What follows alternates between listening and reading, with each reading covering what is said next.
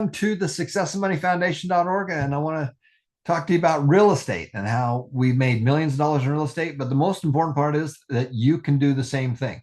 You can do the same thing, and it might be pesos, yuans, whatever it is. The key is that you need to learn how to make more money, and real estate is a big part of that.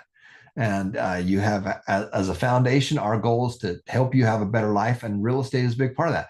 The fact is that the governments of the world can't balance their budget. They're spending more money than they bring in. So what do? They just print more money. They create more money. And if you own things, we appreciate it because they go up in value. Businesses go up in value. Stock goes up in value. Stock is just basically portions of a business. Real estate goes up in value. So those are kind of the pluses. But if you don't own stuff, then it's inflation. The cost of eggs, the cost of milk, all that stuff costs more money. It's inflation, and there's two sides to that coin. If you own stuff, then we appreciate it. If you don't own stuff, it's inflation, and you're getting crushed. So you got to start making money with real estate. And so one of the things I want to talk to you about is I want to talk to you about how you can get started. We've made millions and millions and millions of dollars in real estate, and it's one of the streams of income, that I learned from Robert Allen, and I'm going to teach you about that and how you can do the same thing too. Now, the key is just realize that with real estate, not all you got to look, you got to hustle, and you got to go find that 3 and 100 that fit our criteria. Out of 100 properties out there for sale, 97% of them don't work. Now, this is the same percentages because I invest with these big equity groups that we do $100 million in a fund. I mean, they're building massive and doing massive projects. And, I used to do all my own projects, but when I turned 60, I decided I'm going to just work all the time in a foundation. And then I started working with partners. But it's the same strategies. It's the same systems, guys. It doesn't matter if you're buying a little house or a little duplex or a fourplex, or they're buying, 180 units to a building. It's the same strategies. They just added zeros to it. So let's do a little bit of doodling on it. And again, the key is I want you to get into your first property, and I want you to go flip it. There's 5 F's. 5 F's. You got to find a good deal. You've got to fund it. You got to fix the problem. And then you're either going to flip it or you're going to farm it. These first 3 things is what you got to do. Now, finding it, 3 out of 100 are good deals. The other ones are not. And these guys that do these big apartment complexes, they'll analyze 100 deals before they buy one. Okay, they're looking for that. You make your profit the day you buy. You cash the check the day you sell. Now, some of you may make a profit on going and the properties will go up in value. That's additional. That's extra gravy. But that's not just the only way to do it. So there's 5 F's. You got to find good deals, and just know that most of them aren't very good deals. And your goal is to get people to call you. Okay. But you have to understand value. You got to understand value, and you got to get people to call you. And until you understand what something's worth, then everything's worthless. You need to know if you're getting a good deal or not. You need to figure that out, and only 3 out of 100. Number 2 is you need to control it. You need to be able to control it. Now, when we say fund it, a lot of people say, well, I've got to go write a check. I've got to go buy it. No, you don't. You have to control it. Right now, Amazon sells products all over the world. Guess what? They don't own any of that stuff. Amazon does not own the products that they sell. They just sell them. A bookstore does not own the books that's in that bookstore. Somebody else owns those books, and all the bookstore doing is selling them. Marriott Hotels does not own the real estate. In fact, Marriott Hotels doesn't own, hotels own the system for putting people into those rooms. And they make more money doing that than anything else. They don't own the real estate.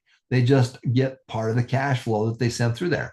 Uber does not own any cars. Uber does not own the cars. Uber owns the system and does the selling for them. Okay, McDonald's doesn't own those restaurants. McDonald's probably owns the real estate and leases it to the person that is the franchisee, and the franchisee works his butt off and he makes the profit by selling a lot of product. McDonald's makes their money by selling them product and with their real estate and other things. So the key here is I want you to learn how to control stuff. I want you to figure out how to control the real estate. And you can do that with an option. And so one of the things is I have the right to be able to buy it at a future date. When you write an offer, we're going to talk about that in a second. We're going to come back to that, but I want you to figure out how to control it. You don't have to actually own it. And then I want you to fix the problem. What's the problem? Fix the problem, fix the problem. And the problem is two choices. It's either a a problem, which I prefer, or a property problem. What kind of problem is it? Is it a people problem or a property problem? And I like people problems. They got a divorce, they're moving, there's something that they're downsizing, they're upsizing, whatever it is, and they've got a problem and they want to get out. I like people problems and I love great properties. But I also don't mind ugly properties. I've done a lot of fix-up properties. We've done a ton of fix-up properties and we've done it and made a lot of money. Now, with those first three things, you're either going to flip it or you're going to farm it. Now, farming it is long-term rentals. And that you're just going to buy it and you're going to hold on to it and it's going to go up in value, and it pays for itself. You bought a business that's paying for itself. Or you're going to flip it for some cash and you're going to use that cash to go and do it again. Okay, so that's kind of the key of what we're talking about. So let's start at the top. Let's start it with find it.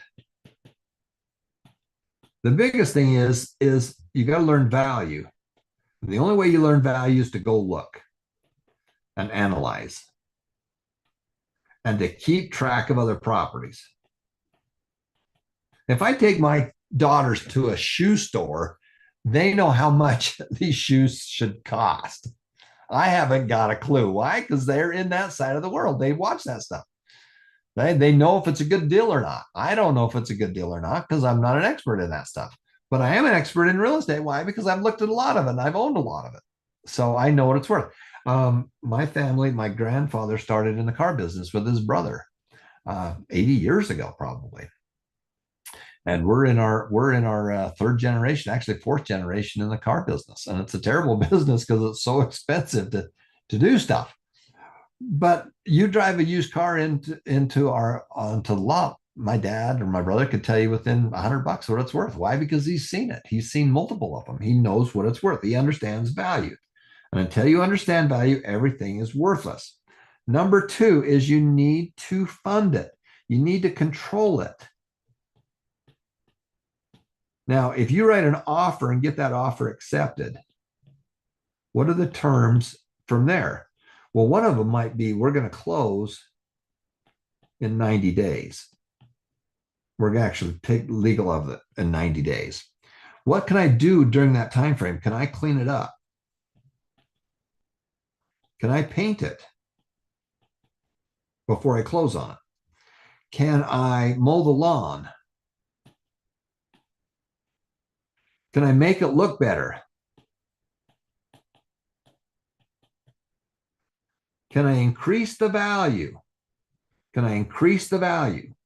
Yeah, you wanted to be able to do all those things. And when I got started, I didn't actually own the properties. I got a delayed closing where I would close on it in 90 days and then I'd have the right to go fix it up because it needed some fix up. And then I would sell it. I would sell it before I even owned it. And so what happens, I had an offer to buy and I had an offer to sell. And I'd take those two pieces of paper to the attorney or the title company, and they would do the paperwork. I basically sold my rights or my option. An option is the right to buy, but not the you don't have to. Now, in this offer right up here, I was gonna close on it and own it in 90 days either way. So I was gonna and most of the time I would try to do it. There's 50 nothing down techniques. A lot of that is materials in the foundation. Just go search Robert Allen, guys. If you want to learn about real estate, go. He's the best. He's the best. Um, and there's 50 nothing down techniques, but technique number one, they call it the ultimate. Let me rewrite that.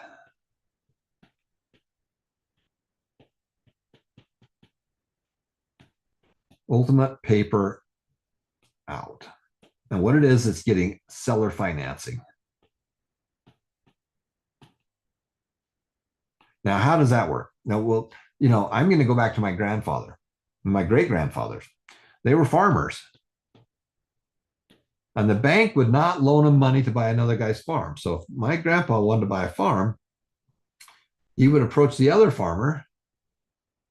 They'd agree on a price. And then the terms of that price, the terms was, I owe you, let's say it's 100,000 of something. And it's going to be for 10 years. It's going to be at 7% interest, and that's what the payment is. And every month, my grandfather would write a check over to the other guy, and he had payments to him, and he made him payments. And so that's a system that I learned. It's called seller financing. There's two things when you buy a property. There's a deed. Who owns it? A deed is who owns it. And then there's a lien or a loan. And that is who do we owe money to?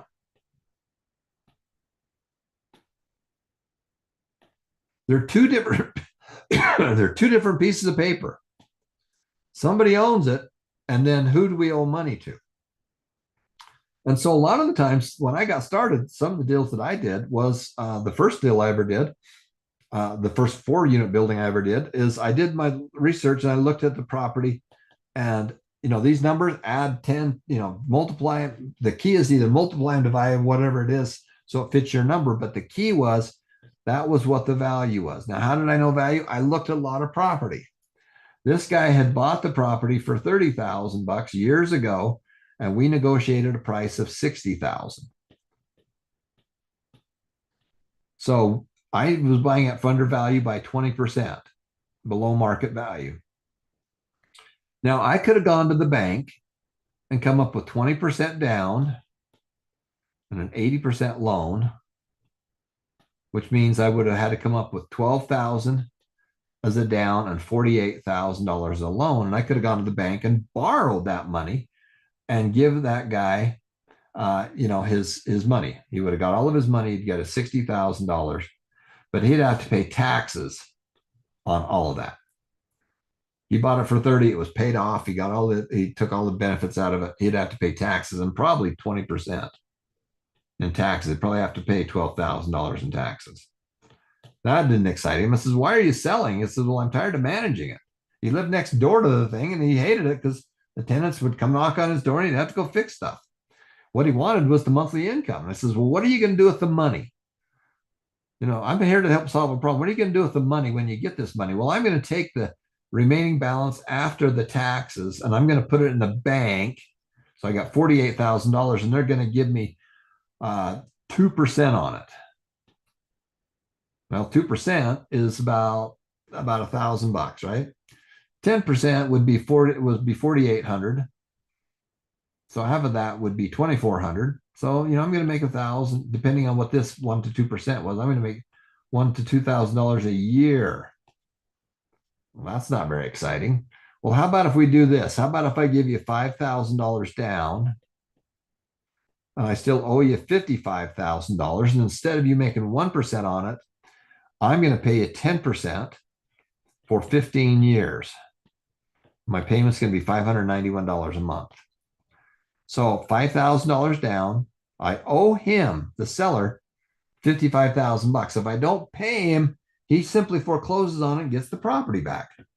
He puts that $5,000 in his pocket, and then I make him payments. And I did that. And this is how I bought this one of my first 4-unit buildings.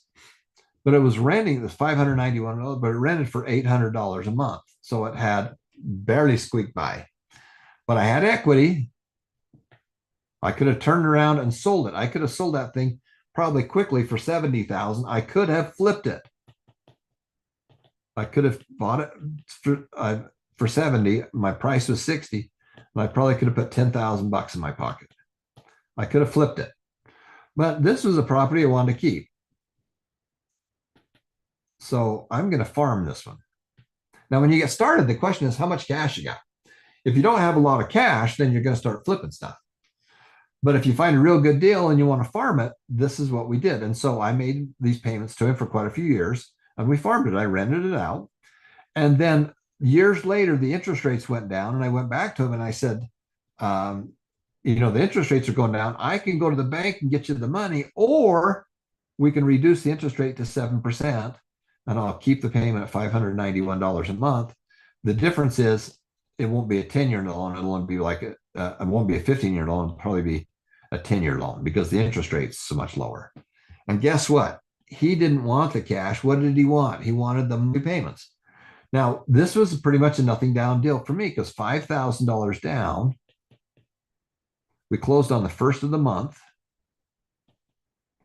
And the security deposits were $800. And the first month, and the rent was $800. Those all became mine on the first of the month. So I got that as a positive to me. That's a negative I got to pay out.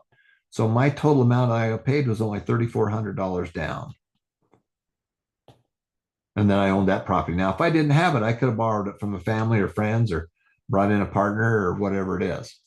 Now, this property we bought and we held it for 40 years. And this property went from $60,000 in value to $490,000 in value.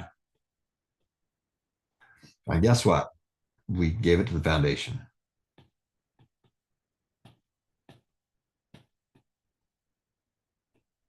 Because I used this same exact strategy, and we bought 20 fourplexes using the same strategy. And some of them we bought for $250,000. They went up to be worth $500,000.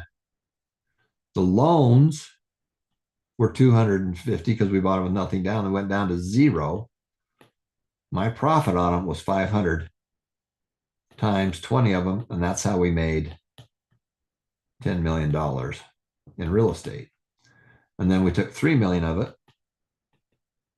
We took 3 million of it and we donated that all to the foundation because I got plenty to take care of the kids now. We donated all that to SAM, the SAM Foundation.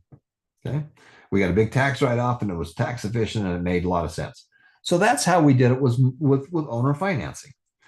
So owner financing is a great way to go. Remember, 3%, 3 to 10% of the, how many people would actually do that is probably 10 to 15% of all the deals out there. But of all those deals, only 1 to 3 make sense for us. And so it's a smaller number. I don't care what the percentage is. What I need to know, I just need to know that not everybody's going to do it. Not everybody can do it. Not everybody wants to do it. And most people don't do it. Most people, they would make a lot more money if they did it this way. And so that's a technique that you can use when you get started. And I don't care where you live in the world. This will work. Now, a real estate agent will say, well, that won't work. Why is that? Because the real estate agent wants somebody to come in and get all the cash so to pay them their commission. Most of the great deals I ever did is I bought them off of sellers, and I would run my own ads in the newspaper, online. I even had billboards, and people would call me. And so I learned what value was by looking at a lot of property and going through the bargain finder. And then after that, I got people calling me because I didn't have the time to do it. And then I built a team. I built a team with a couple of really good friends and a young real estate guy, and that he would go hustle for me and he'd find the deals and then I'd write the check. I bought all kinds of properties with never even seeing them, but I'd done enough of them that we could do it that way. Okay. So that's one of the ways you can do that, guys. The question is, how do you make money with real estate? Well, we made millions doing that, and that's how we did it. And you can do the same thing. And the key, though, for you is I want you to be able to go, and where do you find all this great material? Well, it's already here in the foundation. So let me take you to the website here.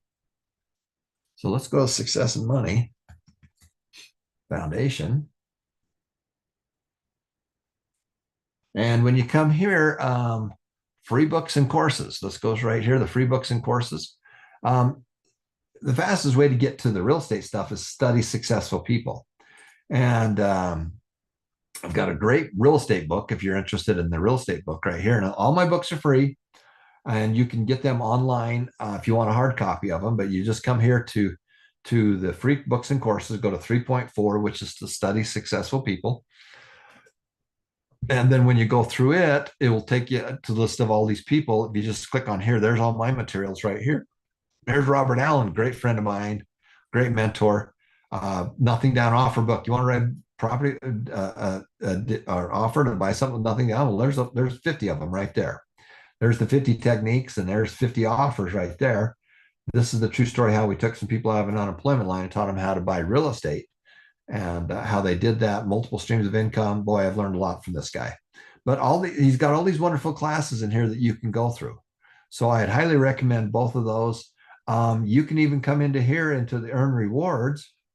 Here's the expanded rewards right there. So you come here to earn rewards. I'll just show you here. Earn rewards down here to 2.11 expanded. And then you come down here to the real estate. When you go to the expanded, you can learn how to make more money with your job, make more money with your small businesses, side hustles, multiple streams, real estate. Here's another way to find it. You can go through that course, and it's a wonderful book, and it's a great way to get started. So you can learn how to do that, and then get a lot deeper with Bob's stuff. My stuff is more basic, simplified, and then Bob takes it to the next level and just really cranks with it. Okay, so that's the way you can do it with real estate. I highly recommend you do that. Governments of the world are not going to balance their budget. And even if they did, they are so far in debt that it's just a losing cause. They're losing money. They're going to print more money. So you got to invest in things that go up in value.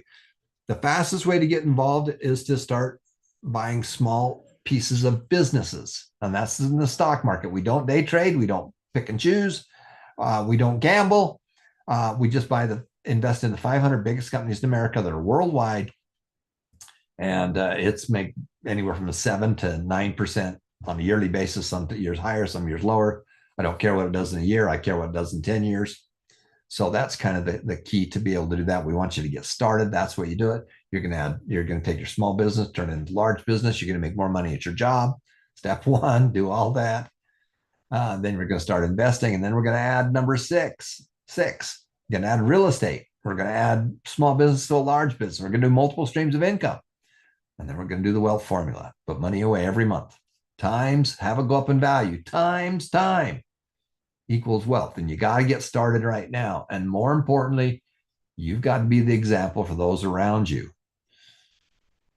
They're going to do what you do. They're not going to listen to what you say. They're going to do what you do. So you go do it. And when you do it, you take them with you. Okay. When you go to the bank, or when you write an offer, or you look at a house, get them involved. My dad got us kids involved, and we did it. I don't care what you know. I just care about what you do. Make a difference, make it happen. Every life is precious. Thanks for watching.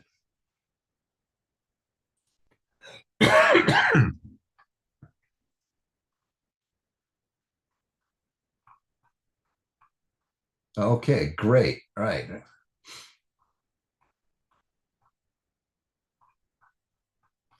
All right, got a lot of people looking at examples of multi-level marketing. Again, if you want to do multi-level marketing, the plus that you really need, you got to be really outgoing, and you got to enroll a lot of people. Just the plain fact of it is. And some of you like that, some of you don't like that.